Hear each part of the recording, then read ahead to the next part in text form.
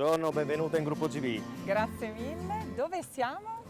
Siamo in un'azienda che ci contraddistingue per la dinamicità. Siamo una piccola azienda artigiana che ha cercato di diversificare il proprio business in vari settori, legati sempre alla produzione, che è il nostro business primario, però concentrando appunto l'attenzione in diversi settori concatenati che possono dare vita a un progetto di lavorazioni artigianali ma mirate all'industrializzazione dei prodotti. Io le chiedo subito, come a tutti gli altri protagonisti di Interviste Imperfette, qual è quell'errore, quell'imperfezione che le ha permesso varie cose, che le ha insegnato varie cose? Di errori potrei veramente scrivere un libro di errori, perché lavorando al giorno d'oggi l'errore è sempre dietro l'angolo.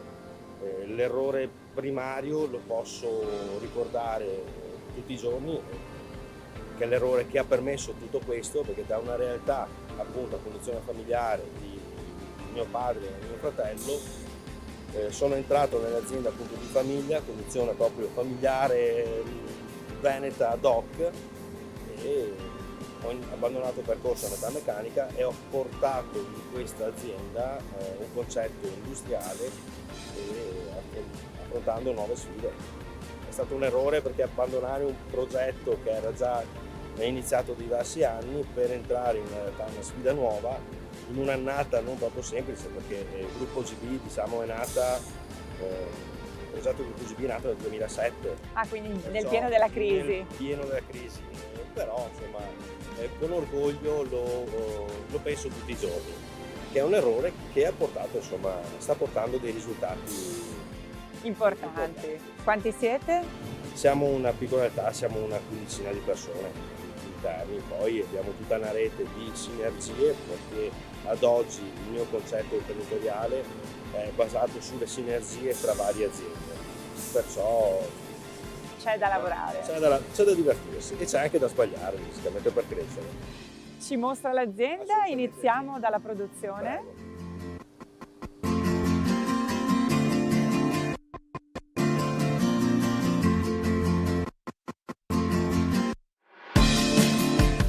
Prego. GB ha tante anime, le raccontiamo guardando anche e procedendo? Sì, allora il gruppo GB appunto nasce come nella divisione di GB Technology, che è il cuore pulsante dell'azienda, che ci permette, grazie a tutti i macchinari di ultima generazione, di lavorare moltissime tipologie di materiali, dal legno, dal quale siamo nati come azienda, perché appunto nasciamo di natura come falegnameria, a materiali tecnici molto avanzati, quali gli stratificati, resine stratificate, solid surface, alumini compositi, materiali particolari quali fibrocementi e fibrosilicati, che sono materiali destinati all'industria del trattamento dell'aria e a rivestimento di facciate per edifici. Assieme a tutta la tecnologia e all'arte che abbiamo acquisito negli anni delle lavorazioni di questi materiali, abbiamo diversificato in varie realtà. È nata GB Outdoor, che facciamo tutti gli arredamenti per esterni, con strutture appunto in legno e resine stratificate per rispondere all'esigenza della qualità senza la manutenzione costante nel tempo di quali casette, vani tecnici per piscine o arredamenti appunto particolari per ambienti nell'outdoor. Un'altra divisione che è nata qualche anno fa da un problema, mettiamolo così. È nata un'opportunità, abbiamo fatto nascere la divisione dell'equitazione, GB Horse, che ci permette di fare strutture per l'allenamento e il potenziamento dei cavalli, non lavorando sempre nel nostro caro territorio del Triveneto, ma ci ha permesso di affrontare sfide molto importanti. Abbiamo fatto cantieri in Portogallo, abbiamo fatto cantieri in Francia, in Spagna, in Tennessee, oltreoceano, perciò abbiamo acquisito anche un importante know-how per l'esportazione dei componenti.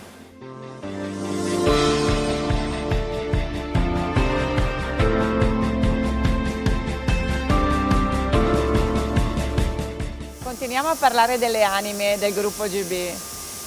Allora, l'ultima è nata grazie appunto a tutta l'esperienza che abbiamo fatto nei semilavorati per le aziende che producono rivestimenti di facciate ventilate. Abbiamo deciso di portare un po' di novità nel mondo dell'edilizia. Tutte le aziende che noi servivamo erano aziende mirate a cantieri molto grandi. Parliamo dei 4-5 mila metri quadri di dimensioni, perciò centri commerciali, ospedali, RSA, tutti comunque edifici importanti per il territorio. Noi abbiamo detto portiamo nel residenziale, perciò nelle piccole abitazioni, il concetto della facciata ventilata, abbattendo i costi di rincari di tutti i passaggi e uscendo noi proprio come azienda di facciatisti. Questo ci ha dato un po' di energia, perché il lavoro non manca per creare una divisione nuova. Le idee sono tante, la fatica è stata molta, è ancora molta, perché deve ancora diciamo, prendere una vita propria il settore, perché sta iniziando a decolare in questi ultimi anni.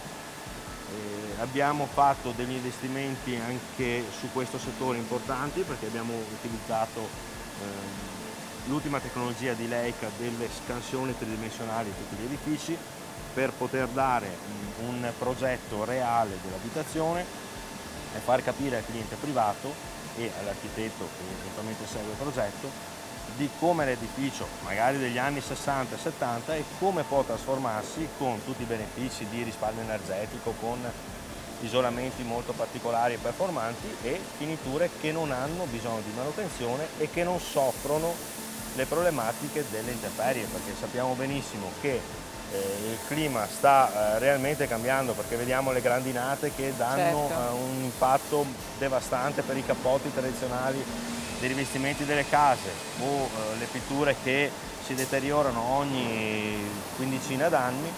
Noi con materiali tecnici avanzati riusciamo a dare risposte molto importanti. E ci racconta qualche curiosità, qualche cosa che avete fatto di particolare? Beh, un cantiere molto particolare che abbiamo fatto in un periodo storico difficile, perché il primo cantiere nostro è partito a marzo 2020. Covid. Covid pieno, abbiamo detto siamo pronti per partire in un periodo molto difficile. Non ci siamo scoraggiati, il nostro motto è: da un problema nasce un'opportunità. Abbiamo iniziato a studiare e consolidare ancora di più tutte le fasi di lavoro per andare nel cantiere non avendo nessuna tipologia di errore o limitando, mi correggo, le problematiche che possono nascere nel cantiere. A luglio 2020 abbiamo iniziato il cantiere a Camping Mediterraneo a Cavallino con una facciata in HPL di abet laminati, riqualificando tutta la parte esterna di un nuovo fabbricato con una trama che richiama degli alberi. È stata molto scenografica.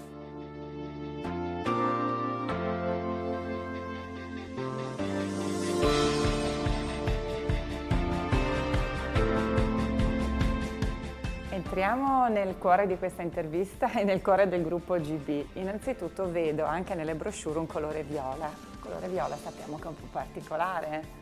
Sì, allora il colore viola, logicamente da tutta la parte che ci è sempre supportato grafica, inizialmente è stato sconsigliato perché insomma ci sono varie insomma, scuole di pensiero su questo colore. E a noi piace il colore viola perché ci piace distinguerci e andare controcorrente.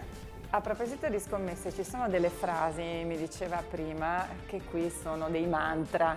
Una di queste qual è? Allora, la frase che non non riesco a sentire è la frase "è sempre stato fatto così", perché la novità, l'innovazione deve essere sempre presente in tutti i lavori e in tutti i progetti. È sempre stato fatto così può essere un bagaglio di esperienza personale, ma deve essere utilizzato come incentivo per migliorare, perciò non è la routine. La novità è la chiave del nostro lavoro, perché l'artigianato vive di cose sempre nuove e del valore aggiunto che mettiamo non solo nelle lavorazioni, ma anche con la nostra mente e col nostro cuore, perché il lavoro non è fatto solo di mani, è fatto di passione e di intelligenza, insomma ne abbiamo tutti da vendere fortunatamente. Ci racconta qualche errore o imperfezione che le viene in mente, che è successo e che ha caratterizzato dei momenti? Allora, uno degli errori più diciamo considerevoli è stato all'inizio, appunto quando ho iniziato nel 2007, avevo fatto il primo investimento di un centro lavoro importante, perciò con una nuova tecnologia di lavorazioni, abbandonando le lavorazioni manuali con macchine tradizionali, ma con macchine più sicure e tecnologiche. Il mercato del legno era in forte sofferenza e abbiamo provato a lavorare dei materiali diversi. Siamo riusciti a entrare in collaborazione con un'azienda che produce sistemi di trattamento dell'aria e del settore antincendio e ignifugo. Abbiamo iniziato a lavorare questi materiali molto tenaci, che sono dei fibrosilicati e fibrocementi, però erano ben distanti dalla lavorazione del legno. Tutti gli utensilieri, i produttori di macchinari dicevano: ma sei matto Simone, non puoi andare a lavorare con queste macchine, queste tipologie di macchinari. E con un po' di fortuna, perché insomma la fortuna nel mondo del lavoro serve sempre, un po' di tenacia e qualche idea nuova, siamo riusciti a trovare dei sistemi di lavorazioni e siamo entrati in un business molto importante per l'azienda, che ci ha permesso appunto, da un errore iniziale di considerazione, perché diciamo, non era un materiale allineato alla falegnameria, è nato un business molto importante. Abbiamo acquistato nel giro di pochi anni diversi macchinari, abbiamo iniziato con le prime assunzioni e abbiamo iniziato il nostro percorso di impresa.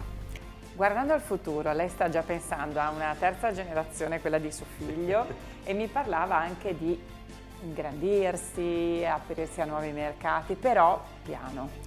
Sì, purtroppo a livello imprenditoriale l'errore strategico non è più semplice gestirlo e rimediarlo. Il mercato non è dei migliori, la parte pesante appunto del problema personale ci rende veramente deboli alla parte imprenditoriale, perché concentriamo molto tempo su tutte le attività.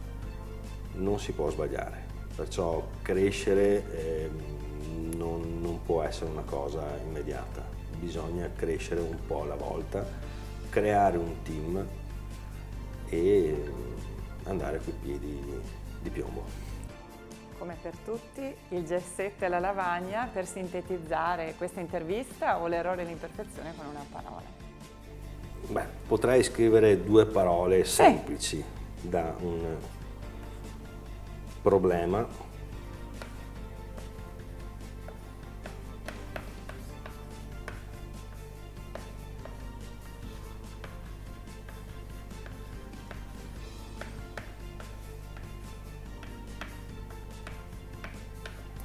nasce un'opportunità.